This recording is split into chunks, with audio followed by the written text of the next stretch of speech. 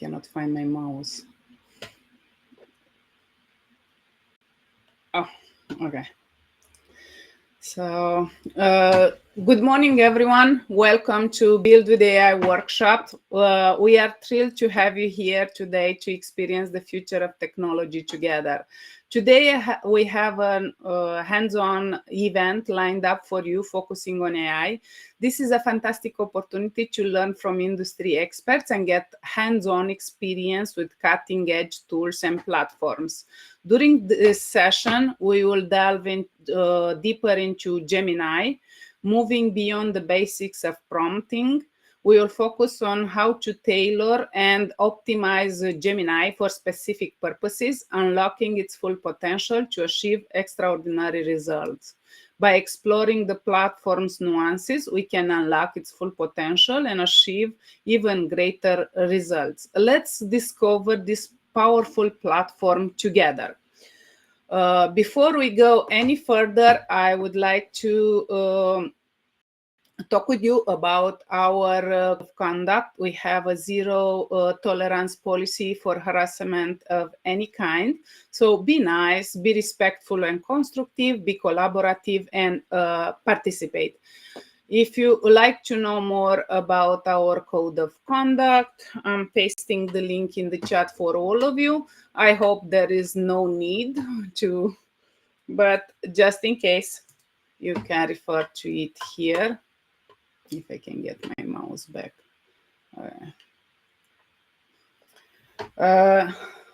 Next, here is our agenda. So we will have our workshop in the first part of our event today. And then at the end, for who wants to network, we will turn off the recording and we can discuss all together. Before we dive in, let me quickly go over some logistics. We have a packed agenda, so we will try to keep things moving smoothly. If you have any questions, feel free to post your questions in the Q&A section so we can address them when time comes. Otherwise, it might get lost in the chat. So you can see in the right-hand side at the bottom menu, you have a Q&A button. Which is all the way far from the chat. The chat is in the left-hand side and the Q&A is in the right-hand side. The event is recorded, as I mentioned earlier, and the video will be posted in the event page itself after the event later today or the latest tomorrow. And I will show you where it will be placed. So, for example, you will go on the page that you RSVP today. This is an event that is ended. We can add the video only after the event. So since we have only one event, you will see a link here at the top, but also all the way at the bottom, you will see the video. And if we have time today, we will take, for who wants to be in the picture, we will take a screenshot with everyone. So basically, in the event page from today, all the way here at the bottom will be, oh, sorry, what I did. 1 second, it's not sharing my screen anymore.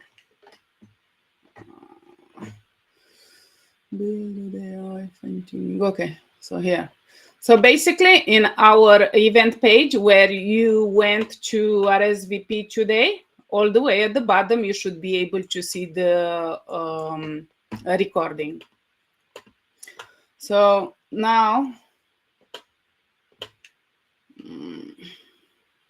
let's go on with our announcements. So keep your mics muted during the presentation. Feel free to unmute yourself to participate in the workshop as soon as the presenter invites you to do so. And before we go into our AI workshop today, I want to announce that at I/O on May 14 at Shoreline in California, Google announced the Build with AI API developer Gemini API developer competition. Generative AI is here, and you have the power to shape the future where technology enables a more accessible, sustainable, and joyful world. Whatever you are, seasoned pro or just starting out, building from for mobile, web, or beyond, we encourage all developers to join the Gemini API developer competition and share your creations with the world. Help build groundbreaking applications that not only redefine what's possible in this new era of AI, but also contribute to a better tomorrow. Wherever a new or existing app, simply integrate the Gemini API for a chance to win great prizes. And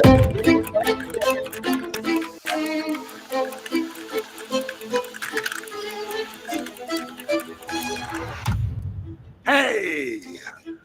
You may recognize me from my acting work, but my real passion is programming. When I'm in the zone, I'm unstoppable. I don't know if you know this about me, but I'm really excited about the future. And Google's Gemini models are tech that can get us there. And you know I'm submitting to Google's new Gemini developer contest, which is so cool it'll blow your mind back to beta. A chance to win the most creative, useful, and remarkable apps. If you're a dev or dev team that wants to submit, great. But you'll have some catching up to do. I just drank 3 cups of nitro cold brew, and I'm ready to crank out some genius. Time to go wormhole.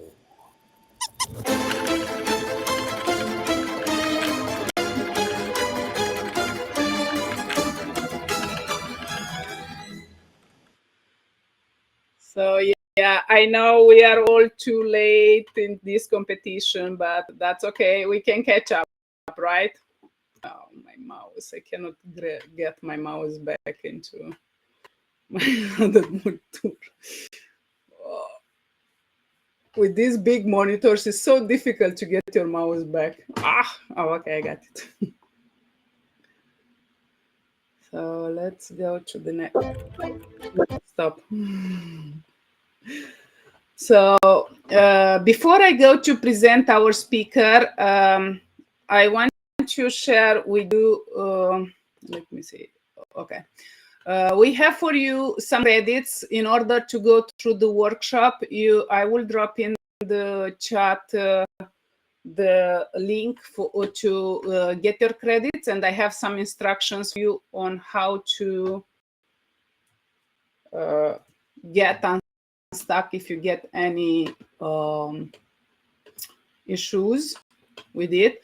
I will also drop in the chat for who is interested the developer competition link, just in case if you are interested and you want to join the competition. Here is the link. And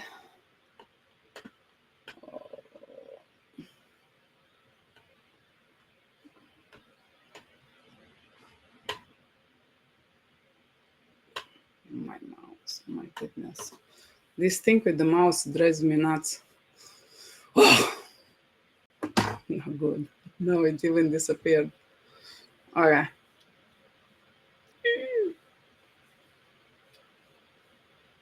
I'm trying to get back. I cannot get back my mouse to come in my other monitor. So go to this link in the screen that you see here in the screen and sign up with your Google account to get your free credits. You will land on a page that, one second, you will land on a page, if this wants to go, okay. You will land in a page like this, and you will have to click here to access your credits. Then you will have to accept the terms and conditions. So you will click here, all the way at the bottom of the page. and you will be able to see credit successfully apply message with $5 credit. Then in order to see your credits, you'll have to go to billing and choose the billing Google Cloud Platform trial billing account. And you should be able to see this on your account. Also, if you are not able to see it, you can go in the billing credits, and you should be able to see your $5 credits there. Okay. If you have any problems, let me know in the chat. I will try to help you. And now, oh, my mouse again. I lost my mouse.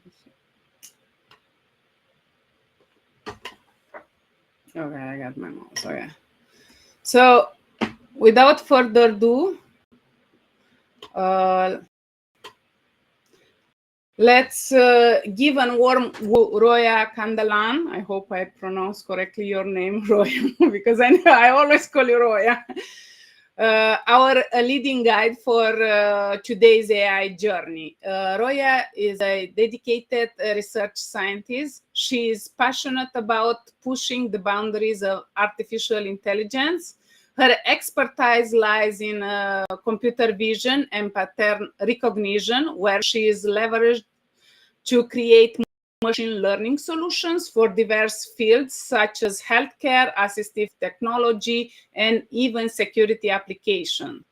But Roya's influence extends far beyond the lab. She is a champion for women's rights, and as a Google Women's Tech Makers Ambassador and the Google Developer Group lead, she leverages these roles to inspire, support, and passionately encourage and empower women to embrace careers in science and technology. Without further ado, Roya, the floor is yours. I will stop sharing. Thank you very much for the beautiful introduction. I really, really appreciate it. So, as Linda mentioned, my name means a very sweet dream. I studied in electrical engineering under Professor Kamishna Muduri for all of our friends in Texas. They might know him. He works at University of North Texas. Currently, I work at the Signal Group as a senior research scientist with a focus on GenAI. I'm a Google developer expert and champion in AI/ML. I'm a woman tech maker, and I'm a GDG Cloud organizer here in Boston. So if you are in town, please join us. We would be so happy to have you over. And also, if you wanted to connect, I would be more than happy. The QR code on the side is my LinkedIn. I wanted to thank our sponsors. Thanks to Google for putting all of these people together, for enabling us to work together and to bring more tech to the community. Linda already had the code of conduct, so I will be quick. Please be nice, be respectful, and collaborate and participate. I would be more than happy to answer the questions. Just raise a hand and I will stop to answer your question. I think the reason that we learn better in this type of workshop is because we are communicating and asking questions throughout the workshop. No question is a dumb question, and if that's your question, everybody else has that question. They just don't have the feeling to ask. So you are doing a service to everybody else also if you ask a question. Roya, can I interrupt you 1 second? Somehow I missed one of my slides, and I want only to highlight it quickly if it's possible. I apologize. Okay, let's go ahead. Before we go any further, I wanted to give a shout out and a big thank you to all the GDG organizers that co-hosted our event today, and that the list is pretty big. Together with the capital region, we have here Cloud South Lake, GDG Cloud South Lake, GDG Space Coast, GDG Colombia, GDG New Brunswick, GDG Cloud Boston, GDG Twin Cities, GDG Ocala, GDG San Luis, GDG Miami, GDG Oahu, GDG Los Angeles, GDG Culver City, Houston, GDG Houston, GDG Kansas City, GDG Modesto, GDG Nicosia, GDG Tampa Bay, GDG Austin, GDG Cloud Fremont, GDG Fremont, and GDG London, Canada. Thank you so much, everyone, and thank you for being here with us today. Thank you, Hudson in Roya. the house.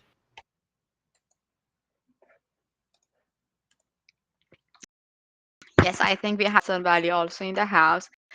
And I think we are going to have a really great DevFest at Hudson.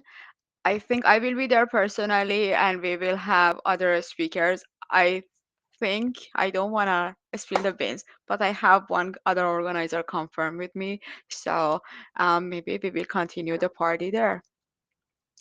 I think in September, John, right? Yes, September. That's what we're planning. Perfect. Yes. With that being said, let's dive into the workshop today. I will go through a little bit of background over generative AI. I'm a scientist, so I will do a little bit of math. I promise it's not going to be boring. And then we will dive in on how to work with AI Studio, and I will show a demo on how to do it in Vertex AI. I hope that sounds good to you all. So, sorry, I missed my first slide. What is generative AI? Generative AI actually gets its meaning when you are comparing it with predictive modeling. For all of the time that we've been using AI prior to this point, we were providing it with some data and we required AI to determine whether this is this or that. So we would show it a lot of images of cats and dog, and we required it to figure out whether it's a cat or a dog. If you go a little bit further back in time, you realize that it all emerged from image processing. And back in time, people would sit together and do feature engineering, trying to figure out what filters would show the characteristics of a cat or a dog, right? So if you could find a filter that would determine existence of a pointy ear, the presence of that filter in an image would showcase a presence of a cat. And same would go with dogs. For example, you could define a filter that showcased basically the fur. And the way that this filter would work was to grab this filter that had a size smaller than the image and walk it across the image and determine whether something close to that filter is existing in that image or not, right? That was really problematic. If a part of that filter was not existent, so if the part of the pointy ear was not existent, or if it was rotated, then you were in trouble. So you could not deterministically determine whether there is a cat or a dog in that picture or not. In 2012, with the breakthrough by AlexNet, the introduction of convolutional neural network actually made us to generate those filters way more efficiently and automatically. So now we pass a lot of images through a system and we make this filter to be built just by seeing at all of these images.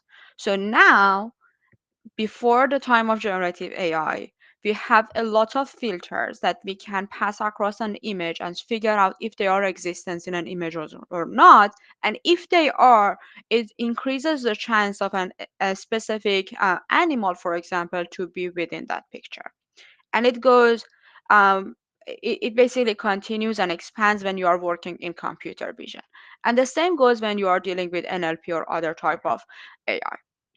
Right now, in the time of generative AI, what we are adding to this system is we are increasing the compute and we are increasing basically the amount of data that my machine gets to deal with. So instead of a few hundred images of cats and dogs, now my machine has seen millions of images of cats and dogs and has built this idea of what a cat or what a dog would look like simply because it has seen way more examples. And seeing all of these examples enables the machine to read between the lines. So basically extrapolate and interpolate between the features that it has seen. So now it can generate new instances of the same animal without having those exactly in the data. Now, if you go back to my first few sentences, I mentioned that we have predictive AI and we have generative AI. So predictive AI enabled us to figure out whether something is cat or dog, and now with generative AI, we are able to generate new content because we are able to interpolate and extrapolate between all of those features. If what I explained was generative AI in a terms of computer vision. So if you train a model with a lot of images, you can generate new images. We have a lot of I think a platform out there like DALL-E, like Imagine by Google. I think Google recently introduced Imagine 3. We have a stable diffusion and a lot more that can generate images for you. If you do the same type of practice, but utilize words and text and passages, then you can generate another new passage of text. You can do the same thing with code. You can do the same thing with music. As long as you have the compute and you have the data, you should be able to make a generative model to generate something new based on what you had trained with.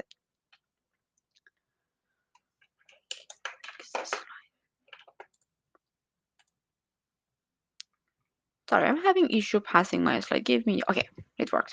Good. Okay, so I mentioned that we can do the same thing with text. Large language models or generative AI for text is a fancy autocomplete. What we do is basically we train this machine with a lot of data, with a lot of text. Some say that these models have been trained with all of the content of internet. And then we try to figure out for a given passage what would be the next most probable word to make that meaning complete. So if I have something like it's raining cats and my machine would have a few suggestions for what should come after that. It the first would be dogs because it's with 90% confidence my mother thinks that after cats and should come dog. But it also has 3% confidence that maybe it's rain, or 2% confidence that it's drops, or even 1% confidence that it's wish. We as scientists and engineers, we determine which one of these words should be chosen to finish this sentence. Yes, I will share the slides afterward. Uh, so, and then after we get that dogs, we can pass it to the input and then have the input be it's raining cats and dogs, what should be the next sentence? So if I have roses are red, I can pass roses are red to the machine and then it will generate violets. And now I have four words and then I will pass roses are red, comma, violets. Then it would suggest or then I will do roses are red, violets are, and then it will suggest blue. And that's the reason that you would see this word generating when you are dealing, for example, with Gemini or ChatGPT. Every time you are seeing one more word. A lot of it happening really fast. And it's not exactly word by word when it generates. There is this idea of chunks that, if you were interested, I can explain later. But just think about it as you are doing one word at a time. Classical natural language processing was still really advanced at its time. Uh, so in classical natural language processing, we were able to do entity extraction. We were doing classification, summarization, sentiment analysis, translation, and so much more. Before the time of generative AI, we did have these models that could basically generate code for us. Uh, I do Android development for fun sometimes, and it would like give a part of that passage for us. We had Google Translate for translating from one language to the other. We had sentiment analysis, for example, for Twitter, determining whether something is hostile or it's a regular message, and so much more. But we are adding something beyond these capabilities with generative AI and large language model. We are enabling these models to actually look into the content of internet and use all of those knowledge that they gain to explain new concept to us. So for example, I can ask it to explain a joke, or I can ask it to provide me pop culture references for something that I cannot understand, or I can ask it to bring me neat ideas for a new science fair. Please pay attention that these type of capabilities do not fall under any of those characteristics for natural language processing that I already mentioned. These are new because now we are generating. We are not just identifying or discriminating or predicting. We are generating new content based on a really tiny, tiny bit of a text. So what large language model brings to the picture right now is the capability of search, the capability of conversation and content generation. The emergence of large language model enabled us to go from keyword search to semantic search. Now, instead of looking for exactly keyword and figuring out if a keyword or its synonym are existing in a passage to bring it back as a result, we just need to know what the user wants, and we look through everything that in meaning is close to what they want. We also have this idea of conversation. So the chatbot has has a little bit of history, has some history on what was the discussion, so they can pull in those information when they reply to you. And lastly, we had the content generation, which enables us to write these beautiful passages or write a poem when we do not, or at least I do not have that type of skills. And a step further from basically large language model is multimodalities. Large language model and the way they work, and I have a slide on that, is basically taking words, putting them into a quote unquote latent space, which is a gigantic multi dimension space. But think about it as a 3D space. And each word has a, based on their meaning, has a placement in that 3D space, right? So words that have similar meaning would stay close to each other in the latent space, in that multidimensional space. When we are turning everything to numbers, now we can turn, when we are turning every word to numbers, now who says that I cannot turn images to numbers? We already been doing it. We already have images in pixels. We already have audio in the form of voltage ups and downs. So why actually words were the hardest to turn to numbers. Images, music, and video were already easy to turn to numbers. So now I can tune my system to bring images and words together in that space, so I can go from one to the other. I can go from images to text. I can go to from text to video, and so on and so forth. So, welcome to the Gemini era. That's exactly what is happening. So, we have these gigantic models that take one modality. For example, here it can be images, video, text, or audio, and it turns them each into one of those matrices, or as you see here, by three of numbers, and then those will fall into the same latent space, that gigantic matrix in the middle, and it would translate to the same type four matrices that turns into images, text, audio, or video, and we can so go from one modality to another. It is the state of the art. It is optimized, highly optimized, and thanks to Google, it is very responsible and safe to use.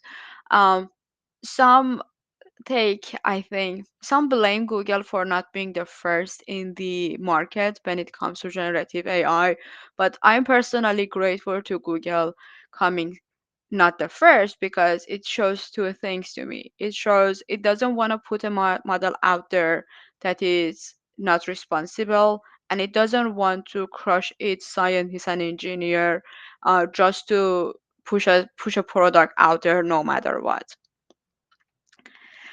Google has three major models right now. It has Gemini Ultra, it has Gemini Pro, and it has Gemini Nano. Gemini Ultra is the bigger and more sophisticated model. Most of our use cases will go with Gemini Pro. And then we have Gemini Nano if you want to have a model on on your edge device and you want to get the answer quickly. In the Gemini ecosystem, uh, all of these Gemini models are being utilized for three major reasons. We can use them for the customer. So we have Gemini underneath of apps, webs, underneath of Google applications, Gmail, Doc, Sheets, all of those. So anybody, even if they do not have any knowledge of generative AI, or any technical background, they are already utilizing GenAI. We have Gemini for developer, and that falls under Gemini API wherever you are using it, whether it's Google AI Studio, Vertex AI, and so on and so forth. And then we have Gemini for businesses. That's basically getting an instance of Gemini for your specific use case to have it on your own, basically servers, mainly for enterprise. We will be here for developer. We are going to look into Gemini APIs. So to get us started, I suggest all of you to look into this website, aistudio.google.com. And if you have, I mean, you have your PC on you, so please look into this web page. When you do, you're supposed to see something like this. I think you can press on a hand, like a thumbs up button, so I know if you got this or not.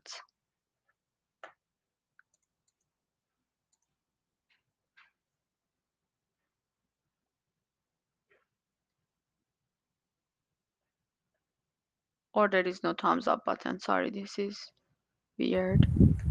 Yeah, I don't see any thumbs up. Okay, let's do one thing. If you cannot get here, raise your hand so I can explain or I can figure out why.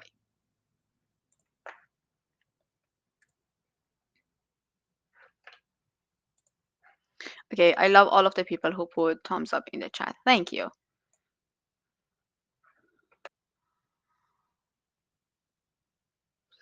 Baby changes so quickly that I'm like, really?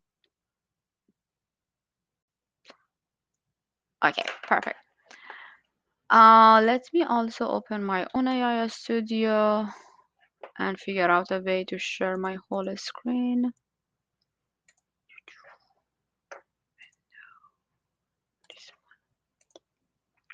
Okay, because I cannot like work into the dark web pages. It hurts my eye. I have it in white, but this is exactly the same as what you have. And then if you go to the get API key, it takes you to this page, and using your credit, you should be able to create an API key. And here for the project, you should choose the project you generate when you basically got your credit. So I want to make sure that everybody has that.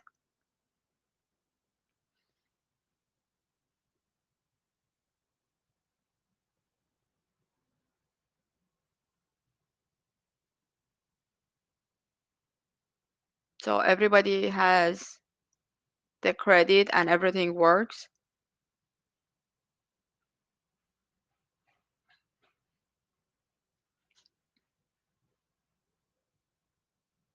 Okay.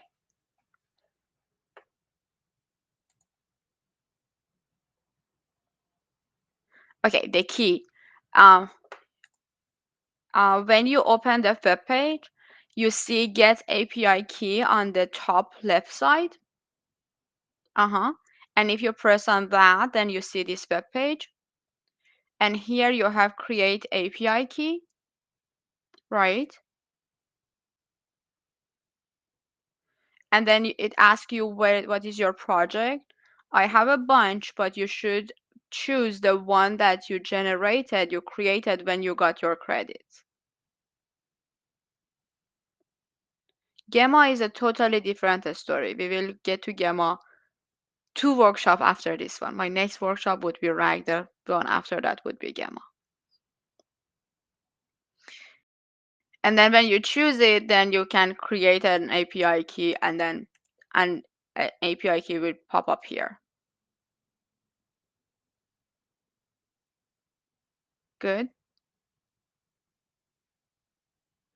If you want to make a new project, I think there is a way to make it here, but what I do is I go to Vertex AI, not Vertex AI, sorry, console to dot here. And then you can just create a new project in here. So there is my project, and then you press on new project. So I went to console.cloud.google.com, and then I clicked on my project that I use right now, and then there is a new project on top.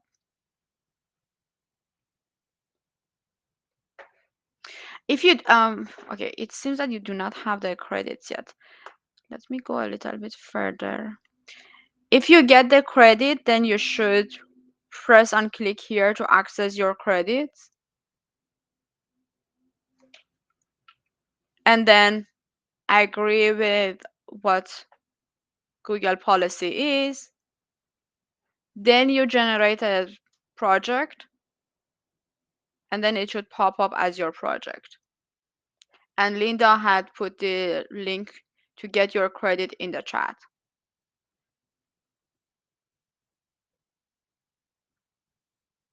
Right? Everybody's happy? Put a happy face if you are happy.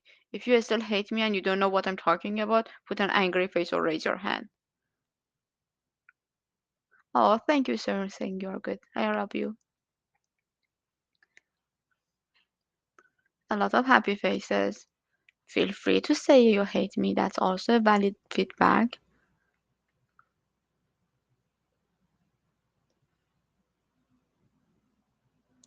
Okay, okay. It feels like everybody's happy. So let's go back.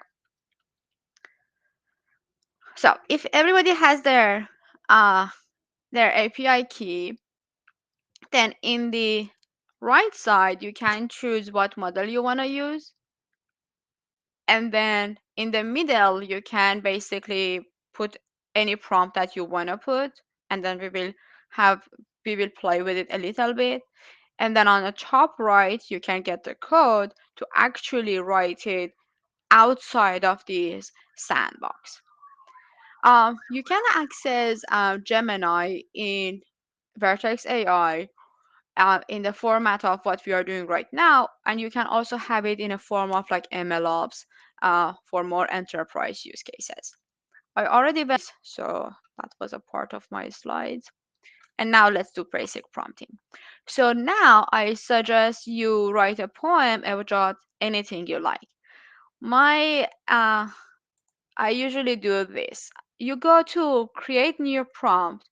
You can have a chat prompt, and that's when you are creating a content, but it also memorizes everything that you have put into the chat prior to that. And we have a structured prompt that is mainly used for few shot learnings. So respectfully choose a chat prompt. On the top, you can put an instruction. We are not going to worry ourselves about that right now. That's basically you choosing a role for your machine. So I want, for example, this model to act as a pirate, or I want it to act as a doctor. And that's where you put your instruction, or if you want the output to be certain shape. But in the in the box that allows you to type something, that's exactly the same as if you were having Gemini web page here, with a little bit less guardrail. So you have a raw version of what Gemini web page allows you to do. You can type here whatever you want. Let's do write a poem about uh, a developer group in capital region. I know a lot of other GPGs are helping out.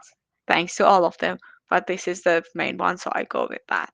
But feel free to put your own poem, your own GDG here to generate a poem.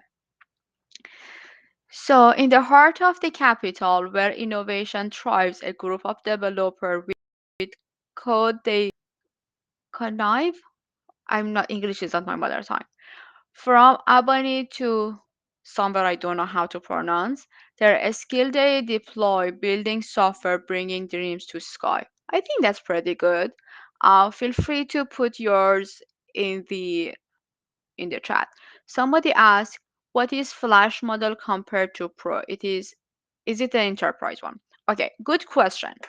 Uh, I actually have a collab somewhere that shows how much faster Flash is in comparison to Pro. They share the same context window right now, so both of them is 1 million, but Flash is way faster because they optimize the weight so the model does not take as long. Now that we are here, let me go through everything that we have on the side. So on the top right, we have save. So if you are interested in saving this prompt, you have get code, and get code is basically whatever you are doing inside this sandbox, but you can take it out and actually make money off of. But pay attention that here it asks for the API key, and this API key is connected to your uh, account. So basically, it's gonna charge you if you start using it. Also in the code, you see temperature, top P, top K, maximum output token, and response time, response model basically. So these are the configuration of your model. The temperature is a value that determines how creative, quote unquote, your system should be or could be. Uh, the more you bring your temperature closer to zero, you enable your model to go and be more creative, or basically you are increasing the randomness of choosing the next value. You also have top V p values, and that's the threshold of what should be the confidence of the next word to be considered. And you have the top k values, which is, let's choose the 64 values, for example, here with the highest probability. So if you have one value that has 95%, but a bunch of value with like 2%, none of those 2% values wouldn't be killed uh, just because you have one with really high values. You have maximum output token, and that's bounds your system to only generate a certain number of token as output, and be aware that your API key, your account would be charged for what is your input and also what is your output. And this is a good practice to limit what your output should be, because it can crash your application, both in terms of crashing because the output is too long, and also you're going to get charged so much. For every 1 million, I think on Flash you will get charged a couple of bucks. And that also shows what is the type of the text that you have. The rest is the same as you had here. So you choose the model that you are using, you input the configuration, and you start a chat. So your input is user, write a poem about the developer group in capital region. That was what I wrote. And then the output would be model, and then they generated the output, right? And then you just print that response. So that's what the code will give you. Give me a second so I can read the questions. I answered that. Uh, Thank you. Somebody told me what convive means. I appreciate that. English is not my mother tongue. There are still so much I need to learn about speaking English. Um, are we manipulating Gemini now? Right now, we are not manipulating Gemini, but I will show you how to do that. Or maybe you were sarcastic. I don't know. But we will fine tuning in somewhat manipulating the model.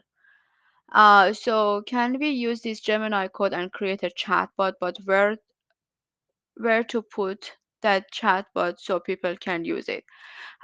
If you wanted to have a chatbot outside of this domain, I suggest you look into a Streamlit. That's a platform to allow you to basically take your code and do a web page. But I'm not a web design person. But everything that you do you should be able to put it in a web page to have a real chatbot. I think the temperature is we are letting the model to be as probabilistic as possible for higher temperature. The lower temperature makes it more probabilistic, more less deterministic, let's put it that way. Is token count same as context length? Yes, the token count that you have on the side in here is the context length. I'm using the flash, so I have 1 million token available to me. But this is both my input and output. So if I expect it to give me a larger output, I need it to basically I need to use less. Let me put something out there also. I don't know how many of you know, but Google recently gave mm, opened access to caching the prompt, and that's the idea of uh, when I have a prompt and I know that prompt would be repetitive, and if it's a larger prompt, I cannot actually go and like every time that I upload that prompt, I'm gonna get charged. So let me give you an example. Suppose I have a video of 1 hour from this course, and every time I build a chatbot based on that video for people to come and ask question, and that chatbot answers as if they were me, right? So every time that a person wants to ask a question against that video, I have to pay for all of that 1 million token that is 1 hour worth of video. Instead of doing that, Google enables prompt caching. So you pay once for caching, and then there will be this cache object that you will put as a part of your prompt. But instead of paying every time for 1 million token, you only pay once, and every other time, you are only paying for the cache version, which is a dime on a dollar cheaper. So that was on prompting, but yes, you are. That's a number of. That's your context windows basically. What is the best way to test temperature without running through credit? As far as I know, you are not gonna get charged so much in this platform, so don't worry about it. Using the QA. Okay, that's Linda.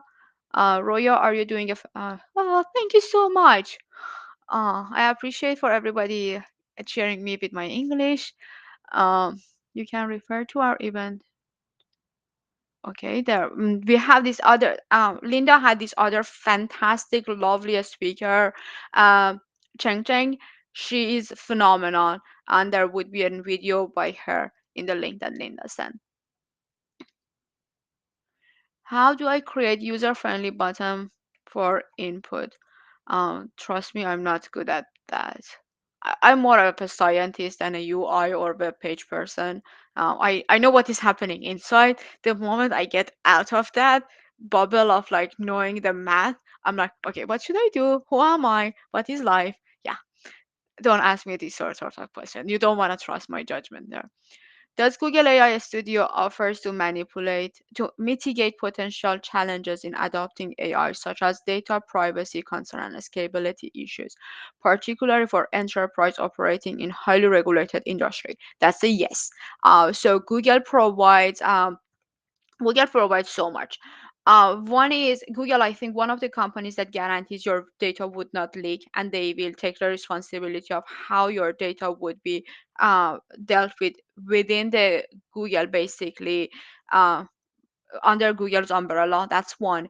Two, for regulated enterprises, a lot of time you have to have the compliance with the law, and Google is providing you with a platform that checks the compliance. And Google has a really interesting red teaming assistant. That's a essentially a Gen AI, but it crawls on all of the possible paths that something can go wrong, and then it makes sure to find all of the flaws. So a red teaming team, in reality, what they do, they try to figure out uh, the weaknesses of your system. Now, instead of one person or a team doing it, you have a Gen AI that can like crawl in all of the possible anything that can go wrong and check them and figure out whether they are Arabs or not. So you are covering a way larger ground. Uh, what else? Loving the tips on the token versus caching for cost management. Of course, thank you. So I need to continue because I think I answered a lot of questions, and now we have only 30 more minutes to go.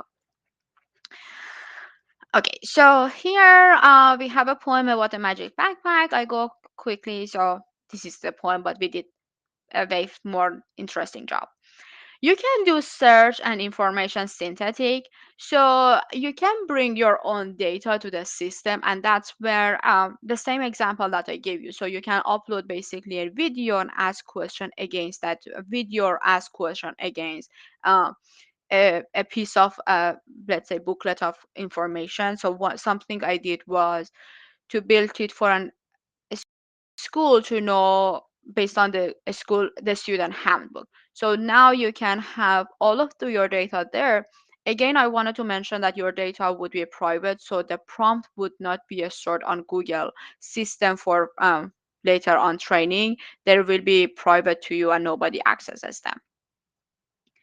And you can also do basically search, and you can have this prompt to show an instruction. So the same as this base somewhat system instruction, that hey, this is your role, this is the context. So that context would be the information that you're uploading, and then this is the question that you have based on that prompt. And the context window. So the context window previously, when this was generated, was 30,000 token in Gemini 1.0 Pro. And I wanted to keep this slide here because if you paid attention, this slide was generated in March. Uh, at the time, they were talking about Gemini 1.0 Pro with 1 million context window. In May, we went to Google I/O and they have introduced 2 million context window. And I'm quite sure they are going to go bigger and higher. And that's bigger than every other model out there. I think it's still GPT 4.0 it's not nothing close to 1 million. To know what is 2 million, 2 million means 2 hours worth of video, 22 hours worth of audio, 60,000 lines of code, 60,000. A lot of the legacy code that you have out there gone with this. And then you have over 1.4 thousand thousands lines of words, which is quite a few Harry Potter books. But how we get here?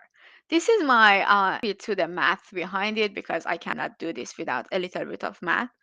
The whole idea comes from the idea of attention. Attention is all you need was a paper published by Google in 2017. The idea was, before that, we had this idea of embedding. We knew how words should be placed in a latent space, that in this uh, plot in here, I just put it in a grid of 2D, and I decided that everything that is more techy should be closer to the bottom left, and everything that is more fruity should be top right. So if I have cherry, I know that it should sit close to basically the strawberry and the orange. And if I have Android, it should sit closer to the phone and window. But what if I have something like Apple? Whether Apple is really ambiguous. Apple can be the company, Apple can be the fruit. Where should I put it? In re- my heart desires to put the apple fruit closer to the fruit and that apple technology closer to the technologies. But for this paper, the embedding would put both of them in a center because it couldn't determine where it should go. The idea of attention is similar to the way that we are thinking. If I ask somebody to go please buy apples and oranges, because of the word orange, they know that I'm talking about about fruits. And if I say Apple released a new phone, because phone in that sentence, they know that Apple is a phone, is a technology. So the same can go with the attention.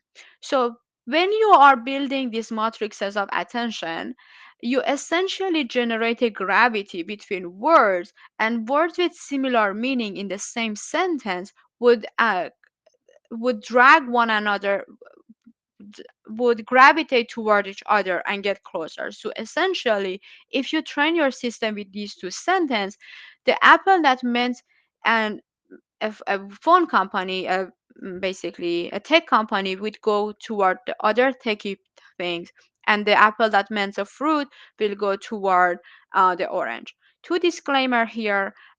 Idea of these slides are from the Serrano Academy by Luis Serrano. I really appreciate this person for the way that he talks about math concepts, and the generating it was by Melody Jung. She's one of our co-organizer. I don't have this much of like skills in graphic, so this is kudos to her for building it for me. Okay, with that being said, image understanding. Uh, do I have any other questions in here? Do attention? That is correct. I tried. Attention is the transformer give higher weight to important words, but also I add to that it generates this. So the words that come together, they carry gravity toward each other. Is the caching automatic with Google, or is there something we need to talk? You will generate a cache object, and then when you are calling your prompt, you will call that cache object as a part of your prompt. Oh, thank you, Anna. I appreciate you. Okay, image understanding. The only fun part of this talk, I think. I'm joking. I love this talk. Uh, the same way that you can give a prompt as in words, you can give prompt as in uh, images. So here is a guess the movie. So you give two emojis to the Gemini and ask it to name the movie. And because it has this concept of what is the movies and like all of the names, all of the internet, it can guess that. So the first one, I give like 30 or 15 seconds in the chat to decide what is the movie. It just makes it fun. Give it a guess. No? Nobody want to say something? Yes, it's Willy Wonka's, but I think they meant Charlie and Chocolate Factory. The second one is ta-da! No, it's Home Alone. Okay, thank you. And the last one. Lord of Rings, What is this last one? What do you think? This is a book. This is not a movie. Lake House, something like that. Sacred Garden. Thank you. You have the second. You are the second person who guessed it right. Nobody had done that. I would have suggested you to go and play with it in this point, but I think we are out of time. And responsible AI. So I'm just continuing.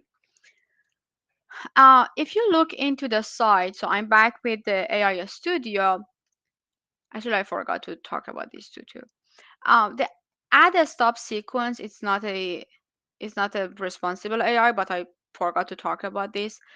This is for you to teach your model basically that if they reach to this specific phase, they should stop. So that's also red teaming basically. um, measure to make sure that you are not going, just your system doesn't go crazy. You have this safety measure for harassment, hate, sexuality, explicit, and dangerous content.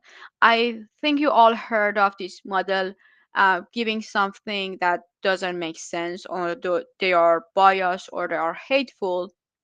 You can play with it here a little bit, and what it does is it's basically tries to analyze the output, and before they generate it to you, they take a look and make sure that this comply with some of these basically parameter, make sure that it looks good.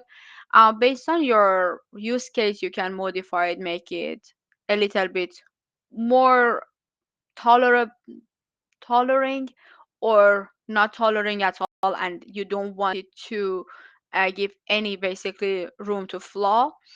I want you to be aware that even if you put it absolutely zero here, this is not going to be the raw data. Google has another layer prior to this model getting to you, that it basically checks for some of this information. Somebody in one of my recent talk was like, okay, then how we get to putting glue on the pizza?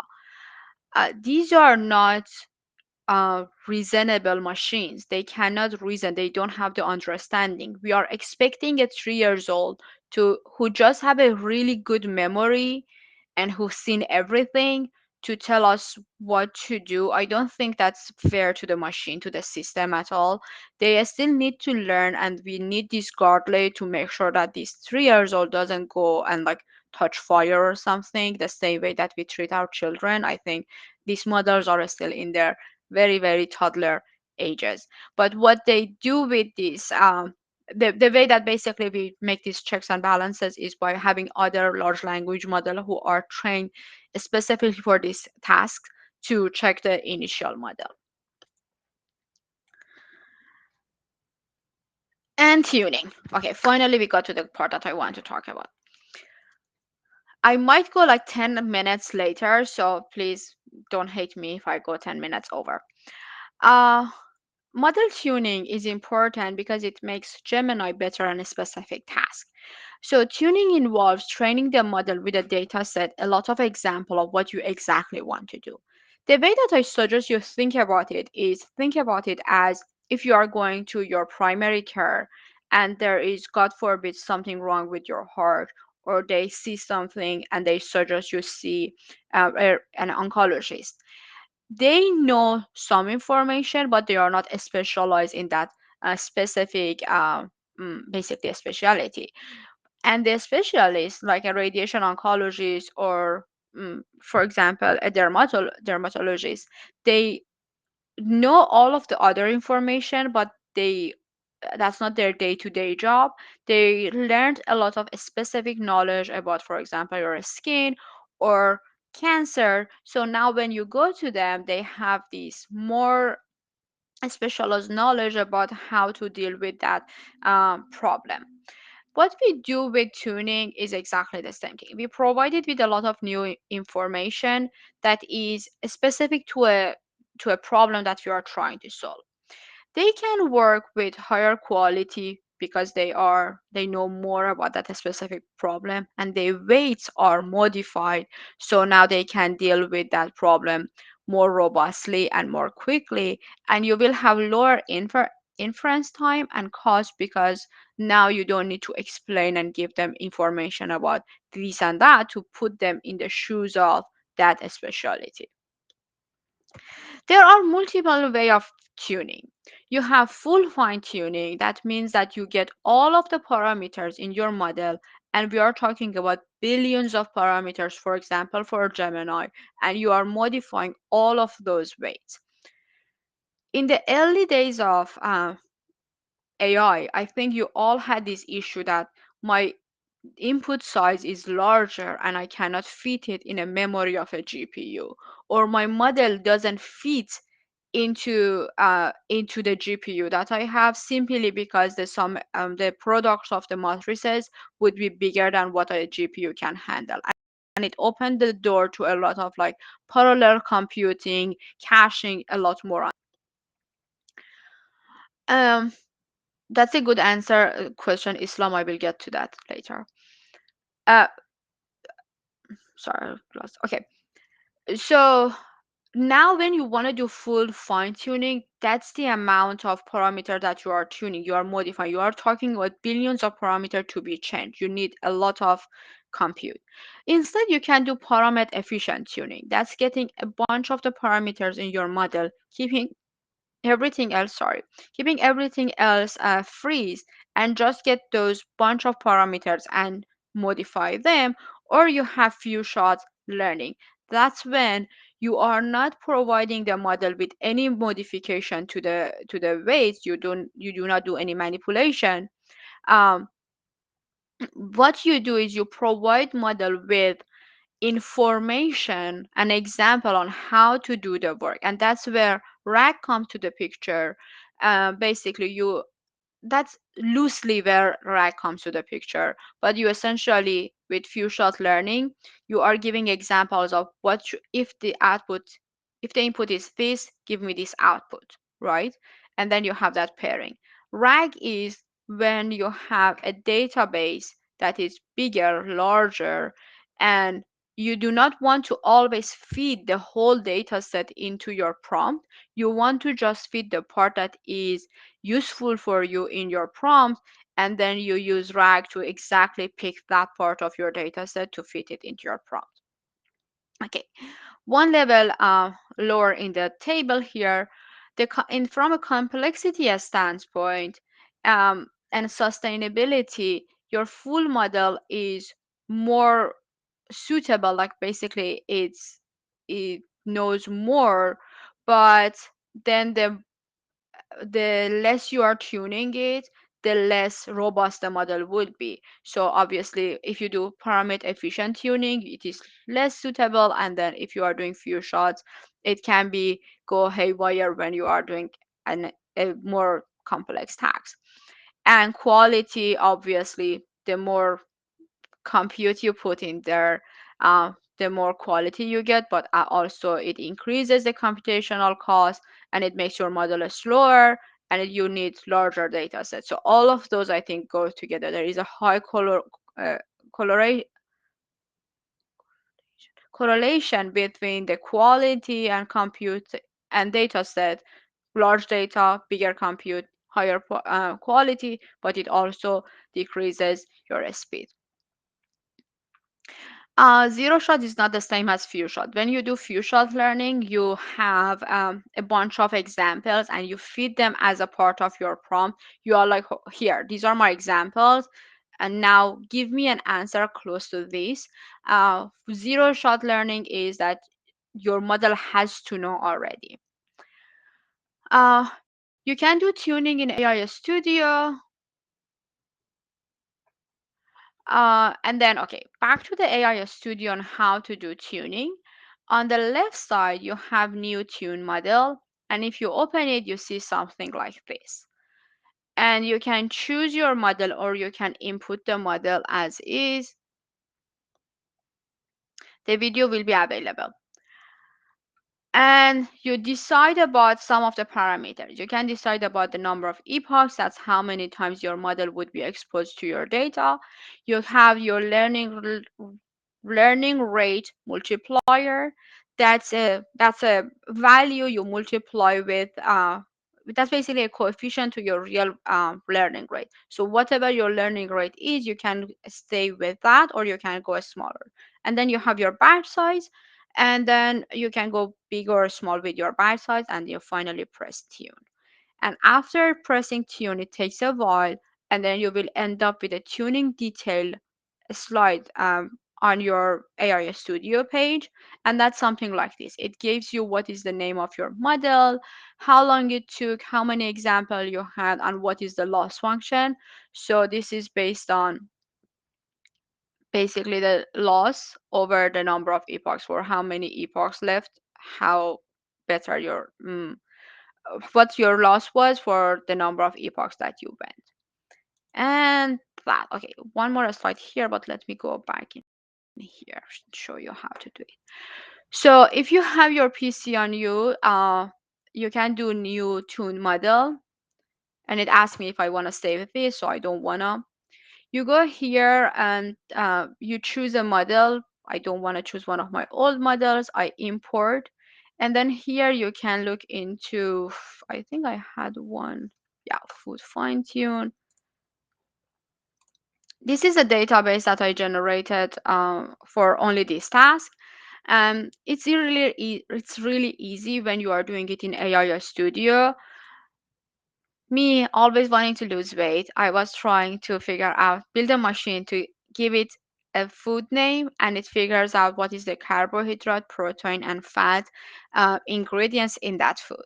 So the type of the food would be my input, and my output should be all of these three ingredients.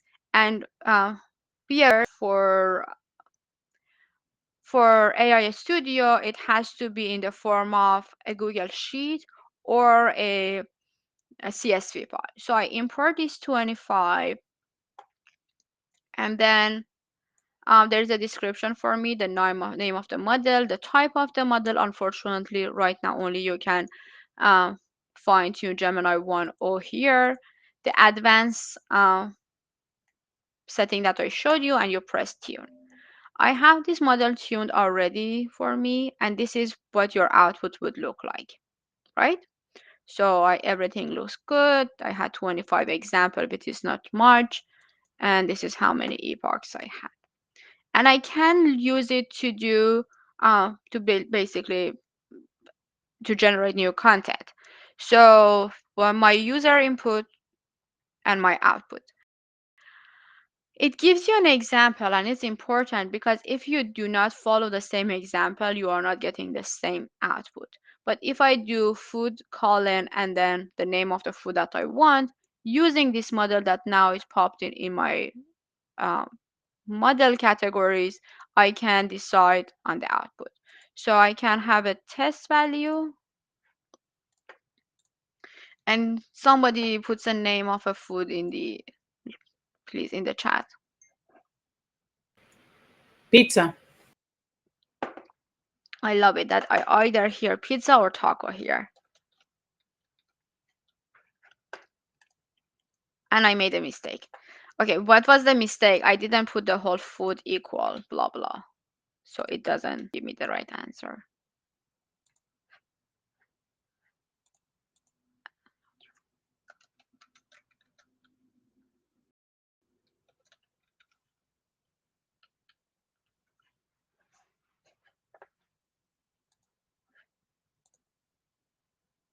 So now that I did the right one, so I put food, colon, pizza, it gives me carbohydrate, dough, tomato sauce, protein, nothing, fat, cheese, and pepperoni. Actually, I think pepperoni is a protein, so it gets confused. But anyhow, it is mainly useful for you if you wanted to, like you have this application for, let's say you want to decide uh, about foods and the type of ingredient that they have, and you want it, for example, come exactly in JSON in a specific format, you can fine tune it with a lot more examples to basically determine all of the ingredients. Oh, trust me, I haven't had my breakfast yet, so I'm hungry. What else? No question in here. Perfect. Okay, this is if you wanted to play with it in a basically a sandbox. In reality, what you do is you go to the council.cloud.google.com, and disclaimer, anything after this point would cost money, would charge you money. Uh, you will go to the Vertex AI, and in your Vertex AI, you will choose your language models. So in AI Studio, there is another. So we had AI Studio here. That's the sandbox. You have Vertex AI Studio. That's more real. On top, you have tune and distill. That's when you are trying a model, right? You can create a tune model, and for your tune model, you choose a name, and then basically you have more models to play with. But if you check this out, you do not have other Gemini. You have Bison and like other other language models. and then you give it a name, test for example. This is the same as the number of epoch learning rate that you had before. And when you continue, it tells you that your database should be only in JSON-L, and it has to be in your GCP basically bucket. After you start tuning it, uh, your model would pop on here, and then you should deploy it to a location, and after deployment you can test it. I think I actually forgot to undeploy it.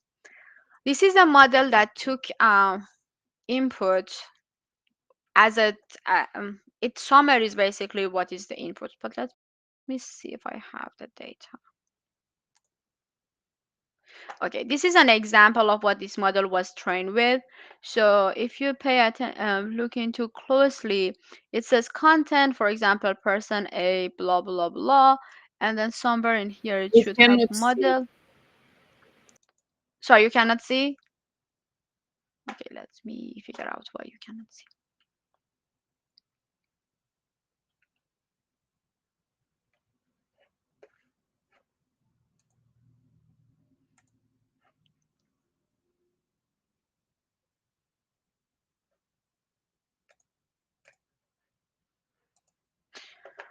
So this is the type of data that was used for this model to be trained. You have a message, you have a role user, and then the content, and then this is what the model has seen, and then you have the output. Uh, sorry, summary. Okay, you have output model count, and then this is a really short summary of what the input and between the two people was. So let's just give one of these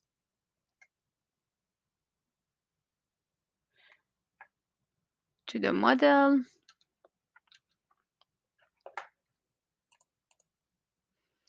and pray to the gods of AI to make this work. Because every time my heart stops when I get to this point, I'm like, please work.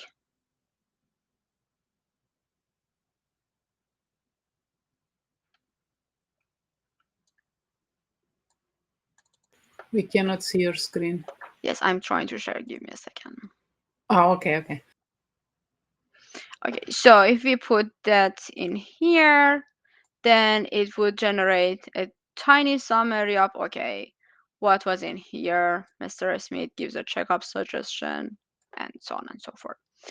What is important about this is basically one, you can start with a smaller model, you have more wiggle room, and I just went for a really easy example of summarization, but you can have it to generate the output in any format that you want. One of the things that I'm right now working on is to basically give two passages and find the differences between the two passages using essentially GenAI.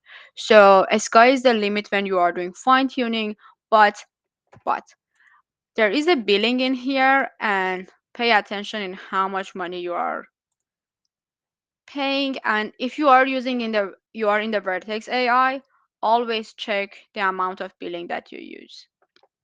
You can choose for your different basically use cases.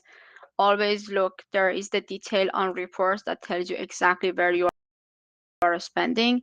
This month was a good month. Last month I spent a little bit more because I forgot to turn off something. Okay, one last slide before I finish this in here. Give me a second to find my slides again. Was it this one? Yeah.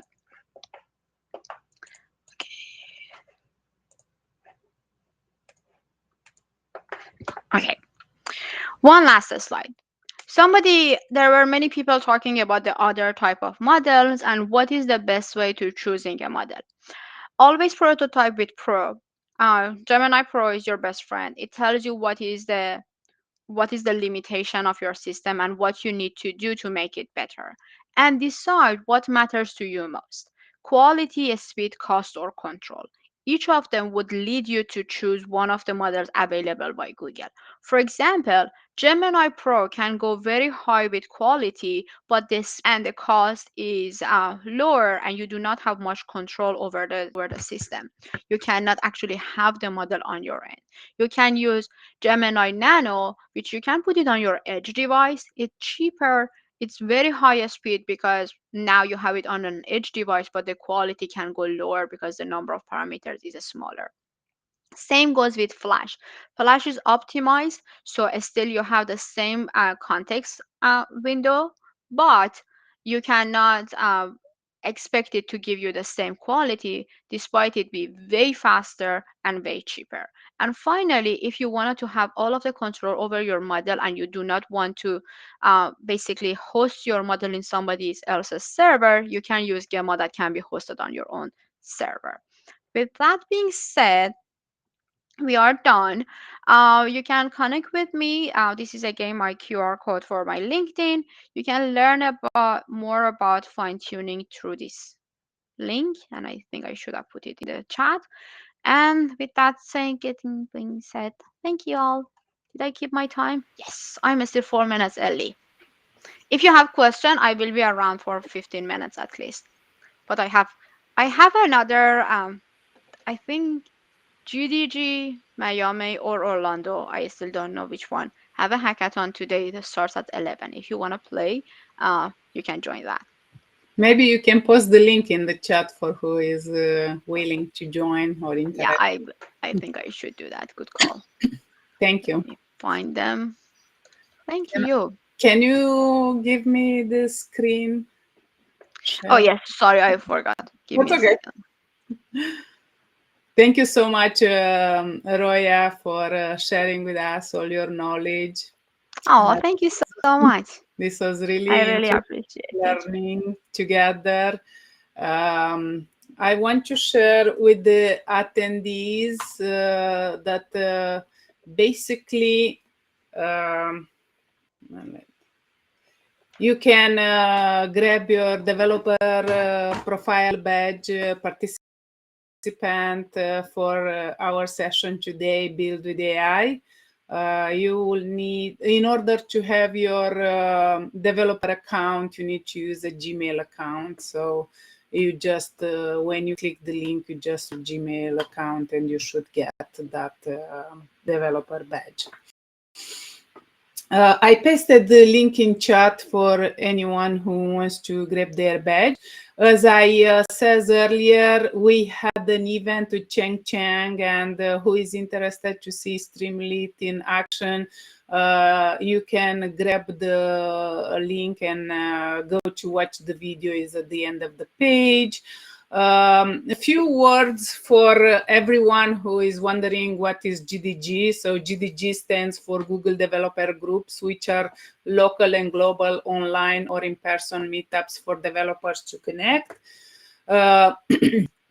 So you can connect, learn, and grow together. Also, the Google Developer Ecosystem team nurtures and supports developers. I remember today at the beginning of the session, people was asking if we are working with Google. We don't work with Google, so that's why I wanted to go over these few slides to demystify all the myths.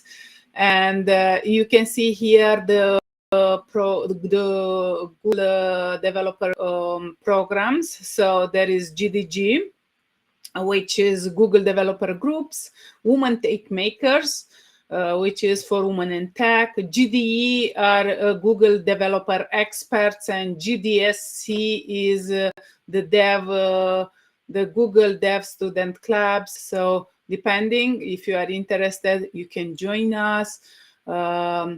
Always we need volunteers, especially if we do events in person or online. It's always welcome to have volunteers, and depending on your activity, you might be able to join the program.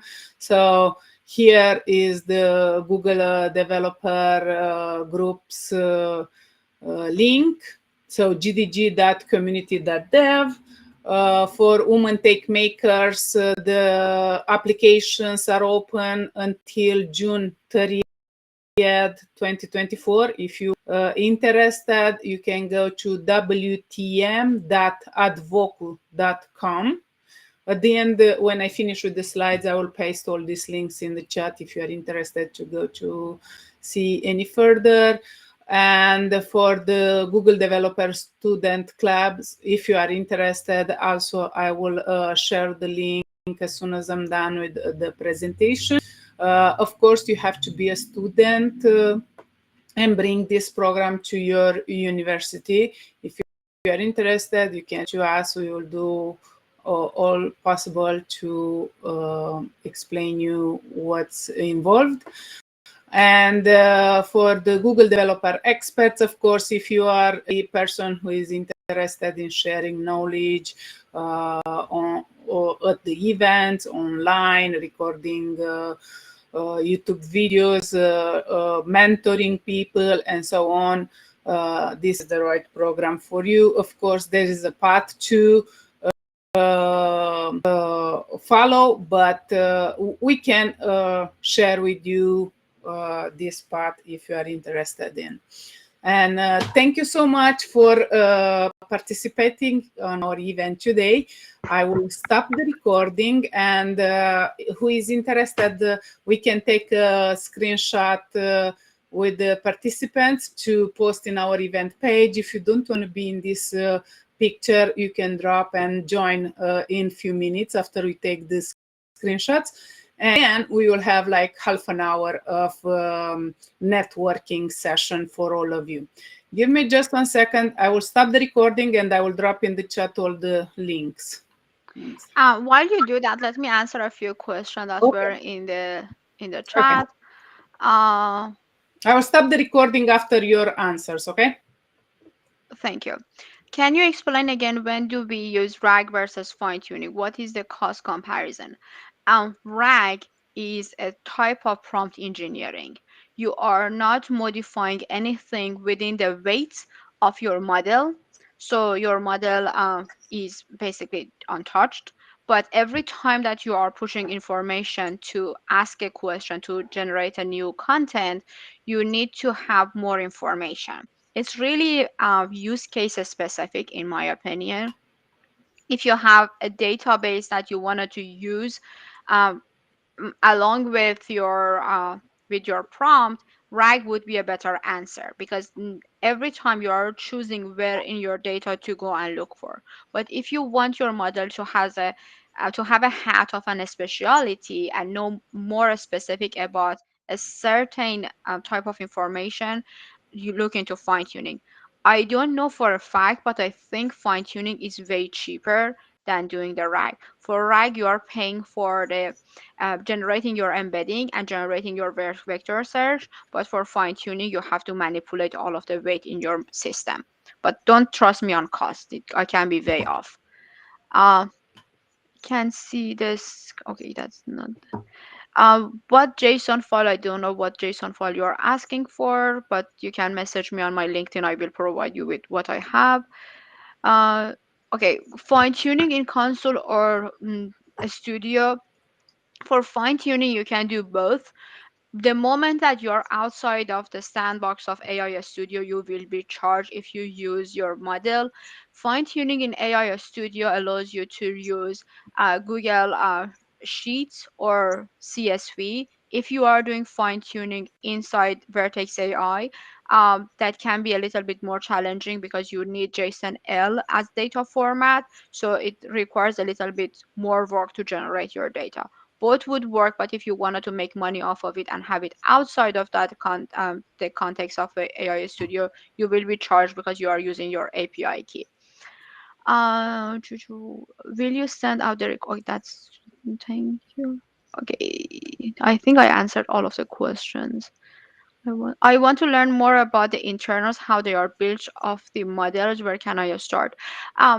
Beside, Google has a lot of information under the Google Cloud Skill Boost.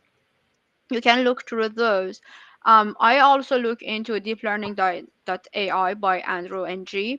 I look into Lawrence Morani's courses. I look into a bunch of I read a lot of paper, but a few people that I constantly follow are Andre Karpati, Fei Li. I do ML News, and one more, Luis Serrano. They are really good at what they are doing, and they break down the information. Explain Google. Yep, those are. How do you decide which LLM to use, GPT, Gemini, Llama, or other? I answered that question, but that's a personal choice in my opinion. If you want to be more technical, you can. This is the technical answer. There are benchmark out there, and if you have a specific task, you go and you find the benchmark that is related to that specific task that you want to do, and you use the model that gets the highest score on that benchmark. But I also look into what that company who produced that model is staying by, what is their vision, what is their mission. I take that into consideration when I want to use a model. That's my answer. I think there is no other answer, so I mute. And if you want to ask So you even more, or answered the Q&A questions, right? You went in the Q&A section. There are four. I didn't see the Oh, Q&A. okay, That okay. was the okay. The Q&A. Can you explain what do AI?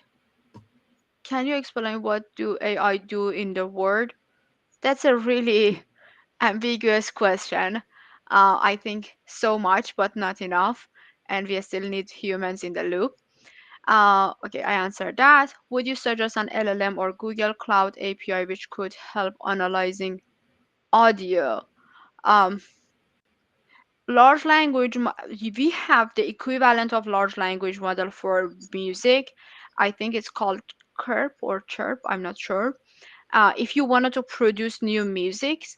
But if you wanted to analyze them, that's analyzing something is more a predictive task than a generative task. So I suggest you look into older audio models, basically for analyzing the audios.